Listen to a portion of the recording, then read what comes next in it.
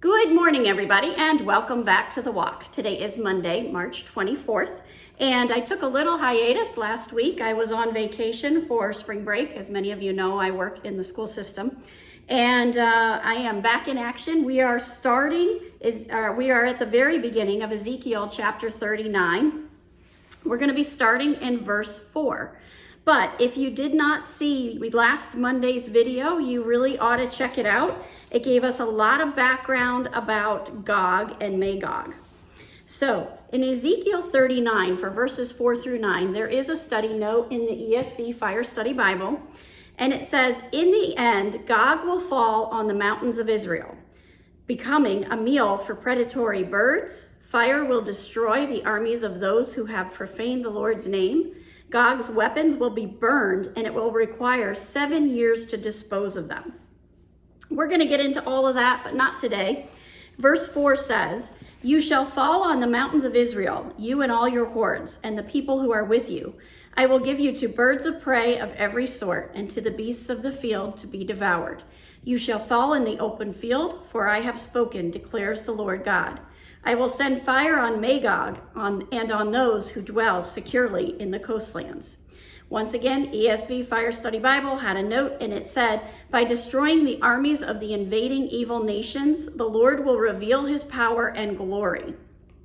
So the purpose of this, the reason why God is allowing them to come in, is so that he can show his glory. He can show up, he can show off, say, "Here I am the Lord God."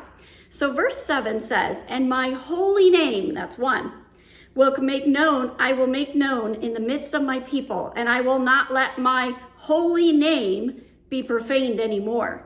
And the nations shall know that I am the Lord, the Holy One in Israel."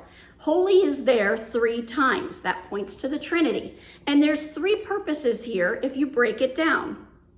To be known by the people of Israel, to not tolerate the profanity of his name, and that other nations would know he is the Holy One. And verse 25, when we get later on in this chapter, we're going to see that he is a jealous God. Verse 8, "Behold, it is coming, and I will be brought about, declares the Lord God. This is the day of which I have spoken. Then those who dwell in the cities of Israel will go out and make fires of the weapons and burn them, shields and bucklers, bow and arrows, clubs and spears, and they will make fires of them for 7 years." Okay, 7 years really jumped out at me. I did a lot of research on this. I read a lot of commentary. It could be representative of the 7 years of tribulation, and it's more likely to point out the vastness of this army that's to be defeated. There is so much armor that it will take 7 years to burn it. There's so much armor that it's not even of value that they would use it as the fuel for these fires. In the ESV Fire Study Bible, for verse 6, it said, "By destroying the armies of the invading evil nations, the Lord will reveal his power and glory." And then for verse 9, the 7 years may mean a literal 7 years, or it may be a symbolic number signifying the completeness of the enemy's destruction.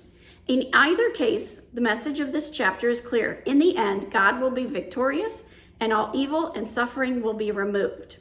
So when they use these weapons for fuel, passages, this is coming from the Cultural Study Bible, passages that speak of the destruction of weapons of war usually focus on using them for practical and beneficial purposes. The wooden parts could be burned in a place of firewood, as here, and the metal parts could be recycled for agricultural use. So they're making use of these weapons.